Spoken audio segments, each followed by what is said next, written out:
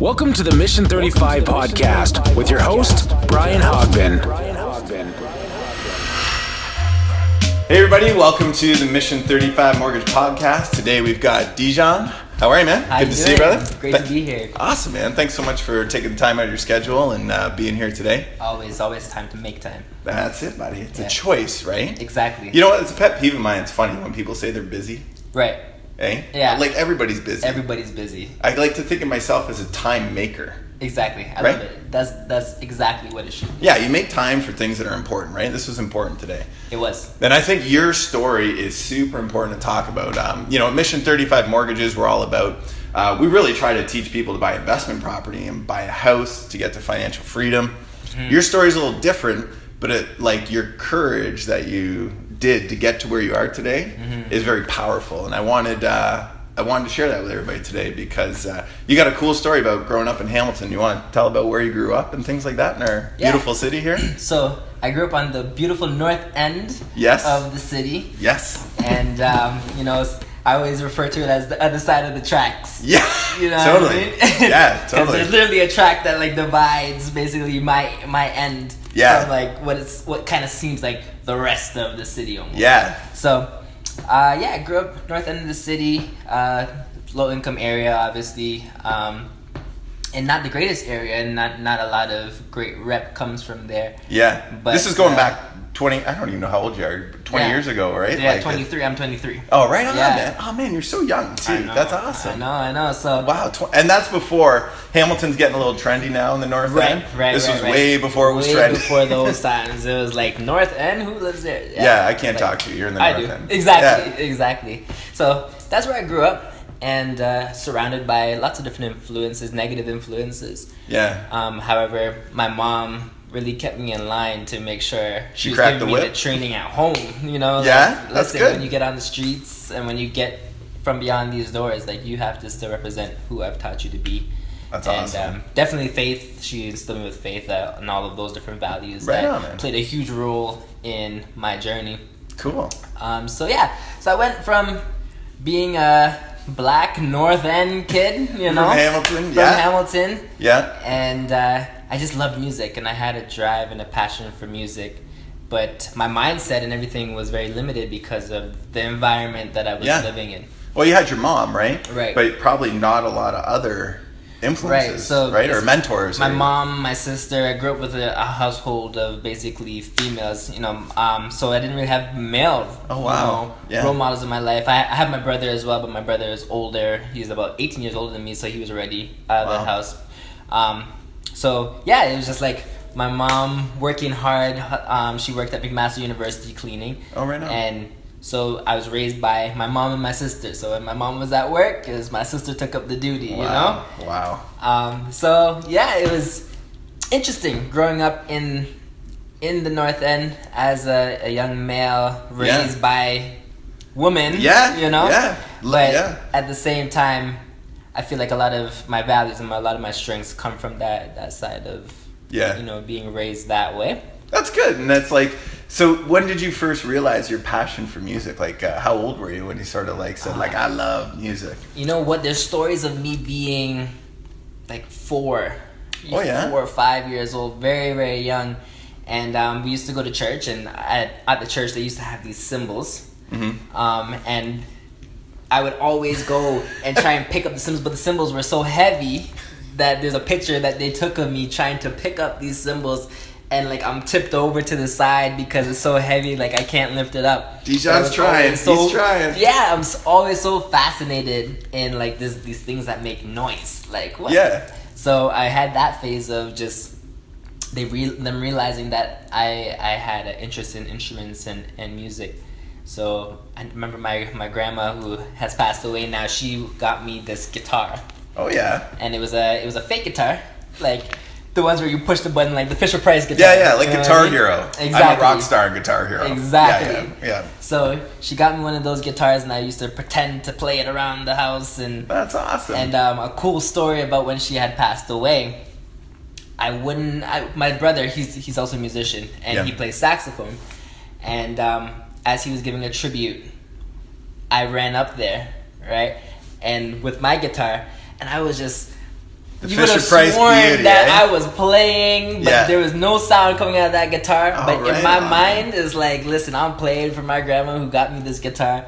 And, you know, from that point, they obviously realized I was into music, and that's where my passion was. And as long as I can remember, I was always into music. You're into it, right? Ah, that's cool, man. And it's cool because, like, fast forwarding today, you're a graduate from Berklee. Yeah. One of the most renowned music schools in North America, maybe the world, I guess, right? Like, I still pinch myself, you know, because where I'm from, you know, that's something that is impossible. Matter of fact, I didn't even know about Berklee College of Music until a year before I attended the school.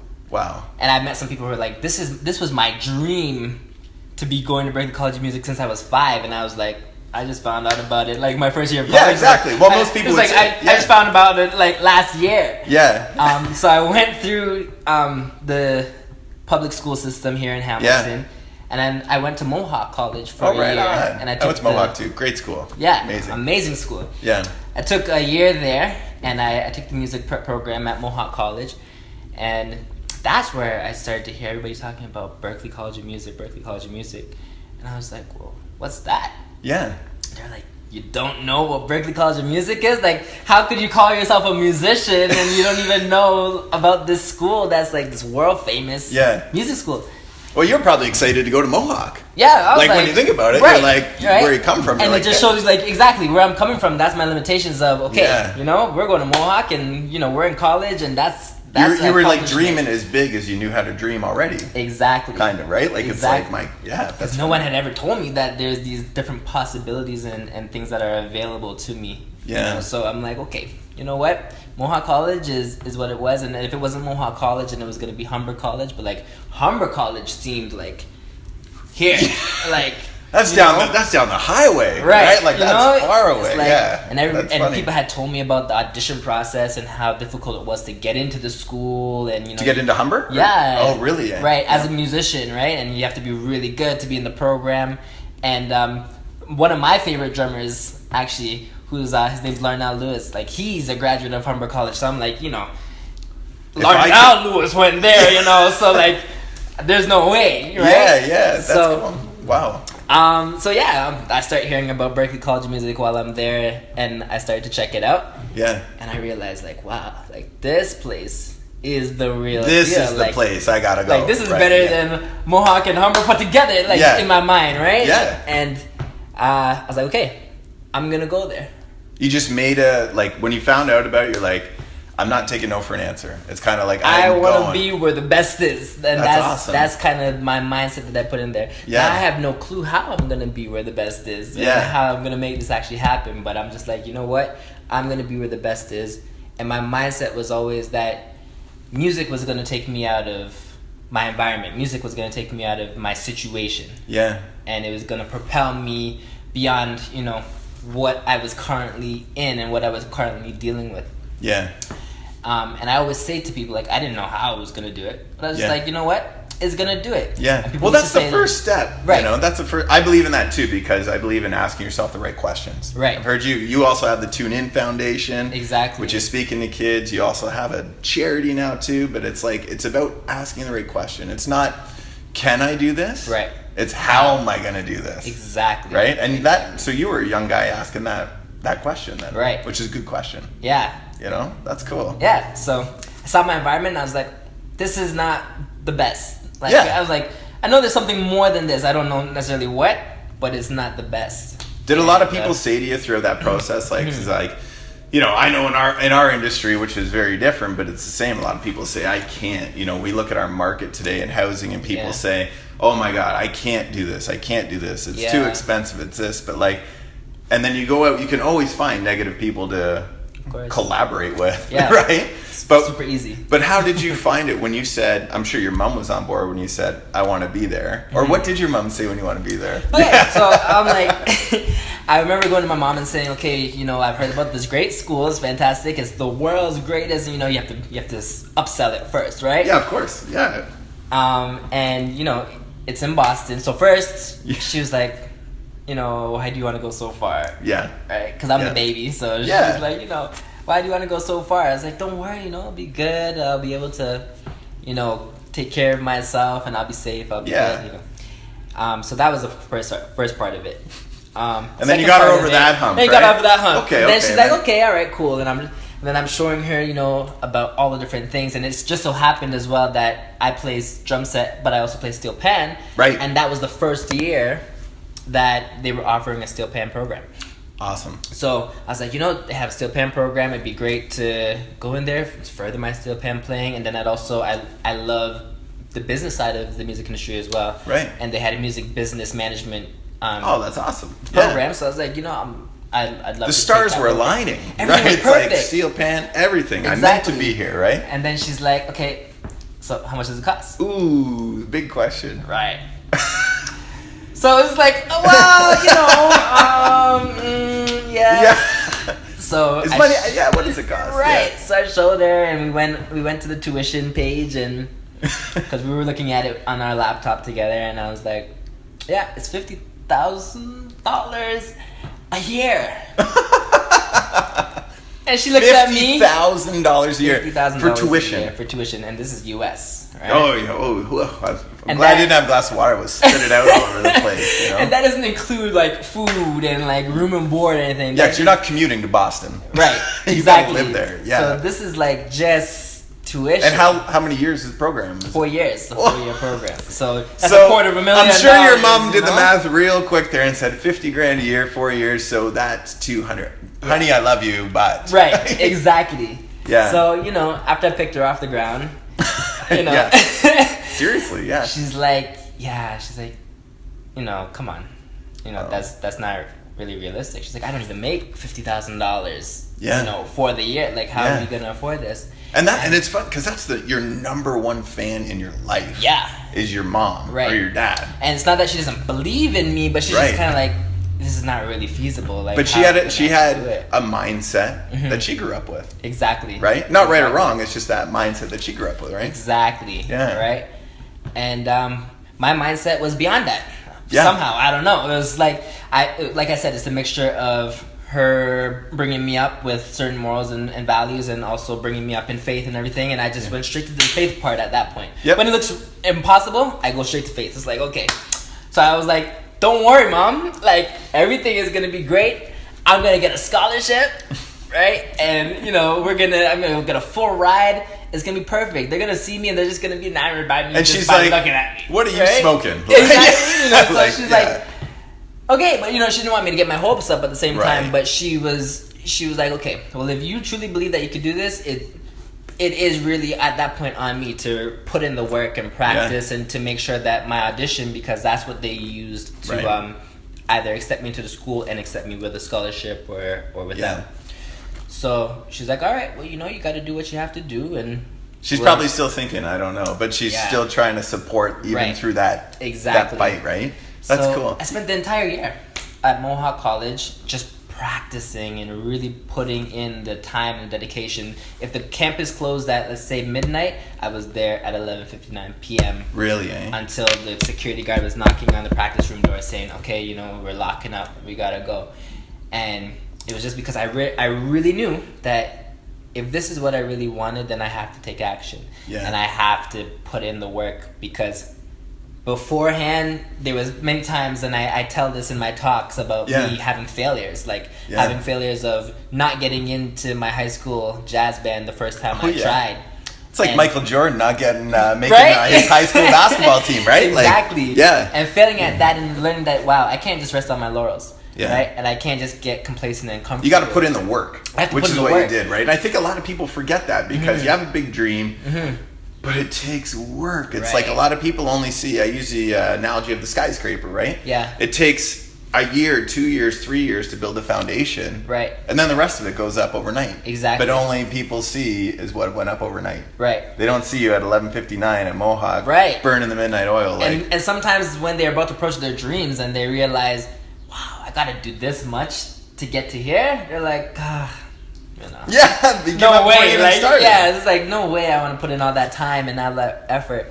So a lot of people want to be successful, but they don't want to put in the work that's required to be successful. And they see you in your success, but they don't realize what you had to do. Like you said, burning the midnight oil at 11:59, working your butt off to really make sure that you're able to achieve and accomplish your goals. I've never seen an easy way. You know what? Unfortunately, I wish, a lot of, like, I read tons of books. I'm sure you do too. Mm-hmm. There is no secret sauce, really, right? It's doing the work at the end of the day. No matter what you're passionate about, you got to do the work. You got to figure it out. Yeah. Do it.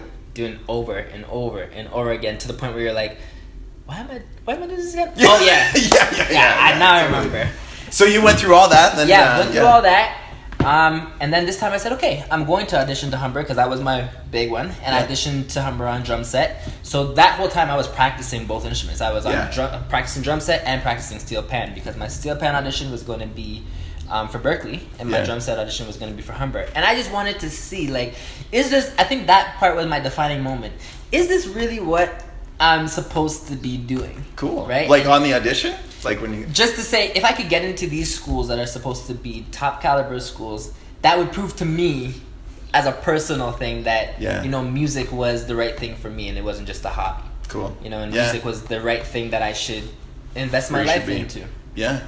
So I said, if I put in all this work, right, and I get no's, then maybe I'll just look for something else. That was my whole mindset of going into this thing. So I really put in as much work as I could.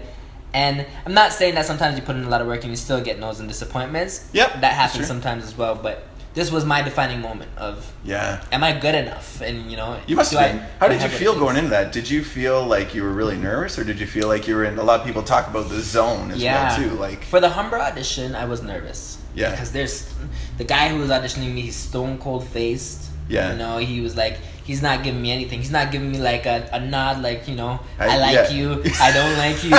It's just nothing. No love. Yeah. But I knew that, again, I was prepping and I was putting in the work. So I just went in there with nervousness, but with a confidence as well. Yeah. And I think the part where you get more nervous is when you're sitting in the waiting area and you're seeing other people who are auditioning. And sometimes you even hear their story. Like, man, this is my third time auditioning. Yeah. Like, what? Like, this is your third time? This is my first time? I was like, oh. And then you hear them, and I know I've been guilty of this. Sometimes I'll hear other person's story and start to compare myself. Yeah. And then you start to think, oh man, they're way better than me. Exactly. Or they're this. And it's just such a terrible comparison. Yeah. Whenever you compare yourself to somebody else, it's I find, like, anytime I've done it, it's just self-fulfilling. Right. If you want to feel good, you'll compare yourself to someone worse. If you want to feel bad, you'll compare yourself to someone better. Yeah. And I say this in my talks as well. On your route to your why, and I call it your why, your purpose, Yeah. It's not a race. Right? It's not a race against anybody else. Don't compare yourself to anybody else. You might think like, okay, you're not getting there as fast as the other person that's going on the same journey as you. So as long as you get there. It's your journey. Right?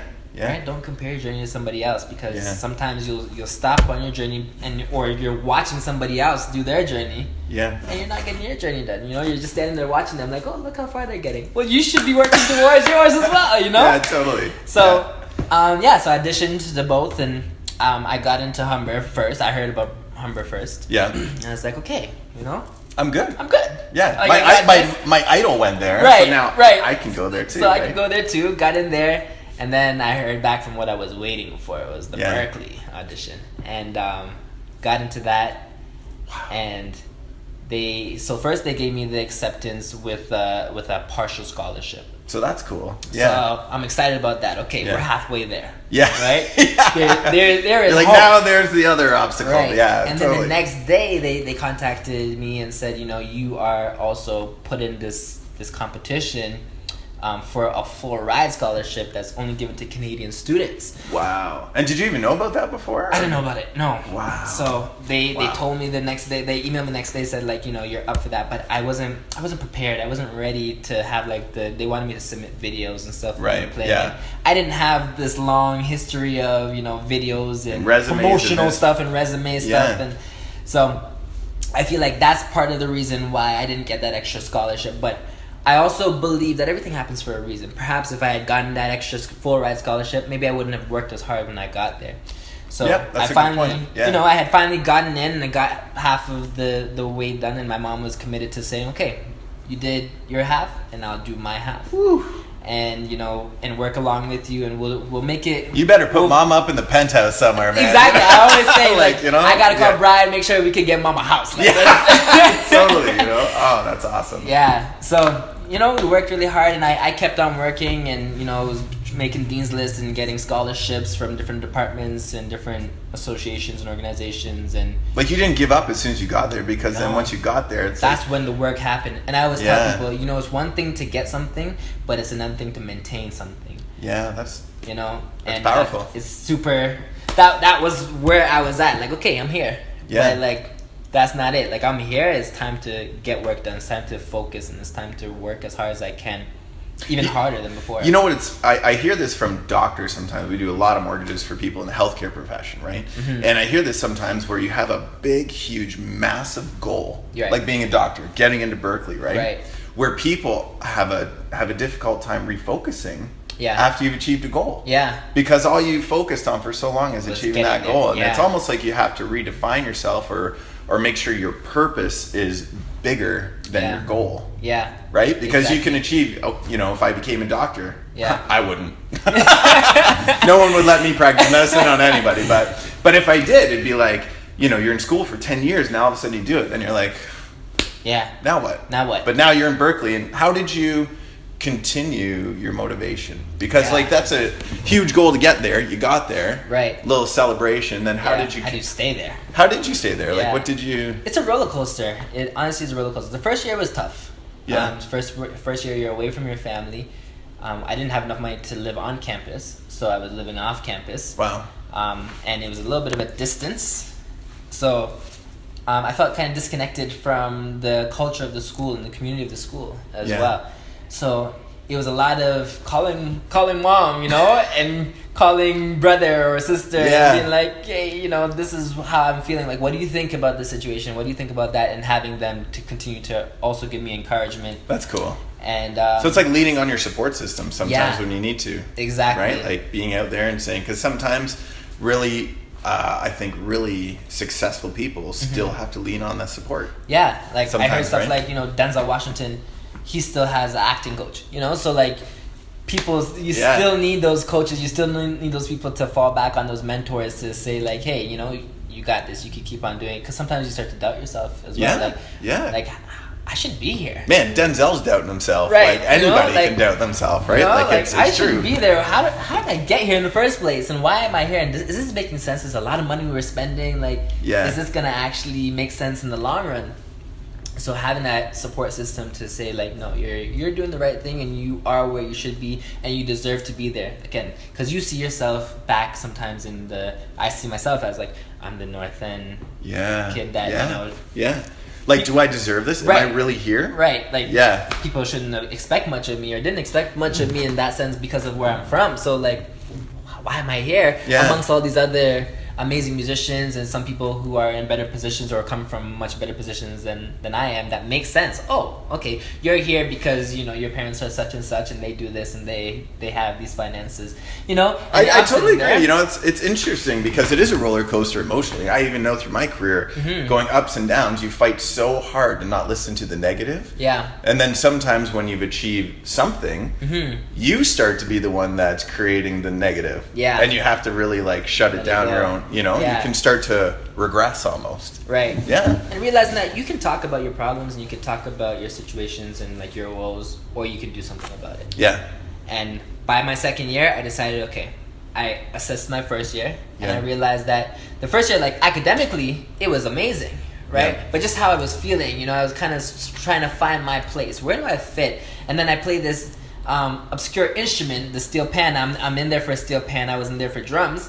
A lot of people were like, this is cool, but how do I use this, in my projects, or how do I? So I wasn't getting calls to play with people and to be a part of projects, and I'm seeing all these things happening, but I'm I'm not a part of it. Why aren't I a part of it?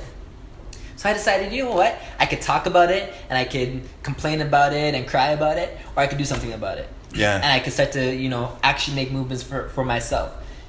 Put myself out there and say, you know what, if you're not going to use me, then I'm going to do something then. Yeah. I'm going to start up something. And so it was just that roller coaster of learning the dynamics of Same mindset too again, right? Like how can I be a part of this, or am I going to be a victim of this? Right. Am I? No one wants to play with me. Right. You know what I mean? Right. Or how can I make up a position to play in? Exactly. Right? So that's awesome. Starting to diversify myself to say, you know what? I'm not just a steel pan player, because I was putting myself in a box. Yeah. I'm not just a steel pan player. I'm an artist. I play drum set, I sing. I'm a percussionist. So I started to take myself out of that small little box of I'm just this, and started to say, you know what? I could fit in all of these different spaces without losing the integrity of who I am. And from that, just that mindset shift. Yeah. From first year to second year was just like so much growth and so many opportunities and so many different things that I would never even dream or believe I would have the opportunity to do. Well, man, you're an inspiration, Dejehan. Like, I look at you now, you're 23. I didn't even know you're 23 because you're 23. Yeah. And you've got so much going on, right? So you've also got you've got the Tune In Foundation, and you've also got Musica Palooza, right? So we helped out with Musica Palooza a little bit with one of our fundraisers, but talk about that, because that's like at 23 years old, you're already looking to others, to help them. Yeah. You know what I mean? Like you've succeeded. And now you're looking to help out others too, and that's just, I think it's phenomenal. It's what it's all about to me personally. As soon as I got to Berklee and I spent that first year, I was like, this is amazing. Like this is great. I can't believe I'm actually here. I remember saying it that I was going, right? But I didn't actually. You had to do one of these, right? I didn't really actually know how it was gonna happen, like I said. And actually, a crazy thing that I did was I was getting when I graduated from high school, I was getting a award at this just for community people for like having great marks and being a young person in the community that has succeeded in school. Yeah. And at that award, you have to go and give an acceptance speech, right? And I remember going up there and saying, next year, I didn't even get accepted yet. I said next year, and in this room full of people. That's next awesome. year I'll be attending Berklee College of Music. That's awesome. No and I kidding, remember my mom, like, she was like, "What'd you just do? Did he just go and say this in front of everybody?" And it's like, yeah, because you have to really talk about it. You have to really say it. Yeah, and that makes you accountable, right? That's one of the biggest things. That's such everybody's gonna be asking me now, like, oh, now I gotta do it. Did Can't you let everybody school, down. And how's that going? And et cetera, right? So, remember getting there and saying, okay, wow, I actually got here. I was actually here, doing it. I'm doing the thing, and this is great for me. But it's not truly a success for me, or it's not truly a fulfillment for me if I can't go back to my community, from where I'm from, or just other people in my city or wherever. It was great. I'm the first Canadian steel pan player to attend Berklee College of Music and graduate Berklee College of Music, and that's awesome. But at the same time, it's not. I don't want to be the only one. Yeah, right? And now that carries responsibility too, right? Right. So now what you're giving back. Exactly. Right when I finished my first year, I came back home for the summer. I was like, I'm starting a music summer camp for youth, for children 7 to 13, inner city youth, kids that would never have this opportunity to know what's available to them, to know about a Berklee College of Music, or to know about a Juilliard School of Music, or wherever, right? I wanted to provide an opportunity and a program for them to bring back all of my knowledge and my expertise and say, hey, I'm going to give it to you from now, and birth that seed into you from now at this young age, and give you opportunity to learn and to, express your creativity and to explore that.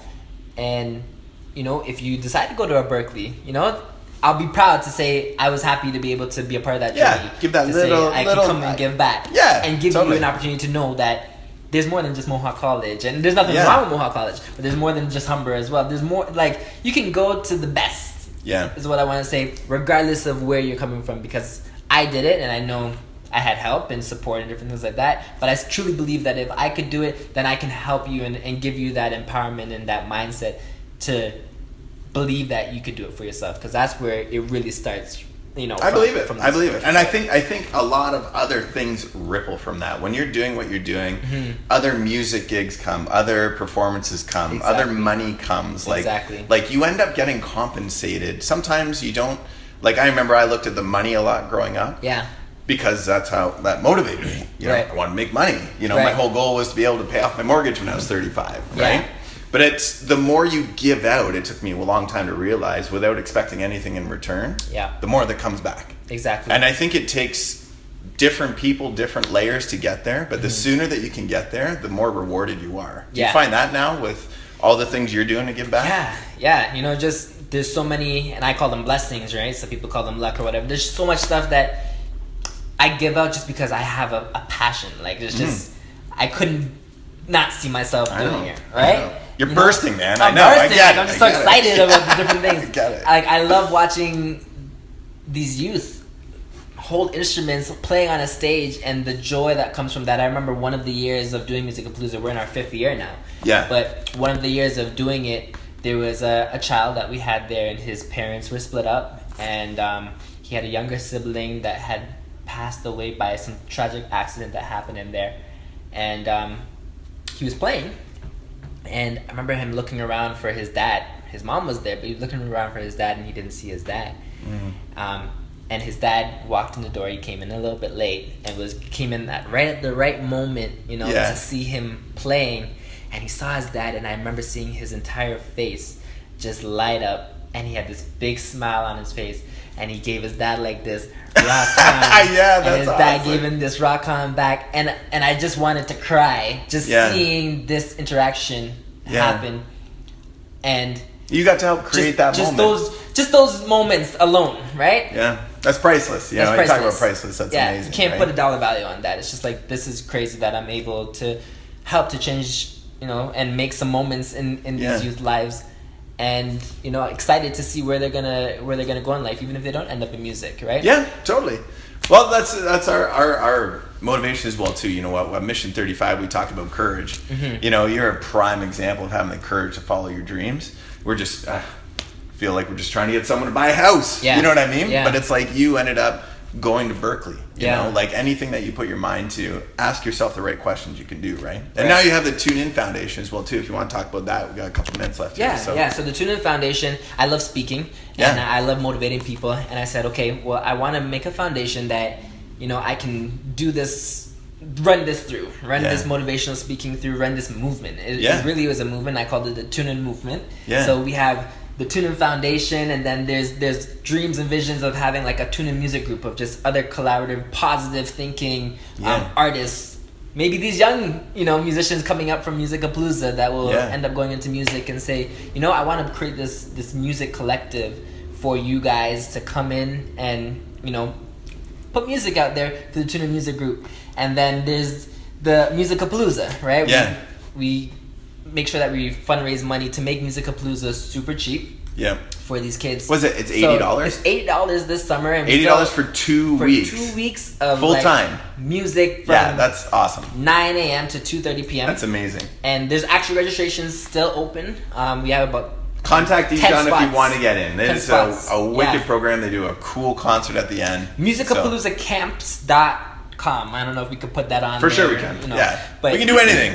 Obviously. So the Tune In Foundation, it's been a great run with that. Going into public elementary schools in Hamilton and giving this message to students that they're not a product of a mindset. They're a product, or they're not a product of their environment. They're a product of a positive mindset, and having that mindset is able to kind of get them past whatever obstacles that they're in. Anything, right? You know what? Anything. So that's awesome, man. You know, Dejehan, you're an inspiration, man. I just want to thank you for sharing your story, man, because like I've only known you for a short time, but we got so much in common, and I think that we can do more stuff together too. Definitely. You know? It's funny how you meet more and more people, and when you're open to it, you can actually contribute to more people, and you can help more people, the more people that you know. Exactly. Yeah. All right on, brother. Thanks for taking the time, man. Anybody wants to reach out, Dejehan, reach out, Music Palooza. Yes. Got kids, put them in. Yes. 7 to 13, sign them up. 10 spots left, so it's filling up. Awesome. All right, man. Make this a fabulous day, guys. Thanks. Thank you.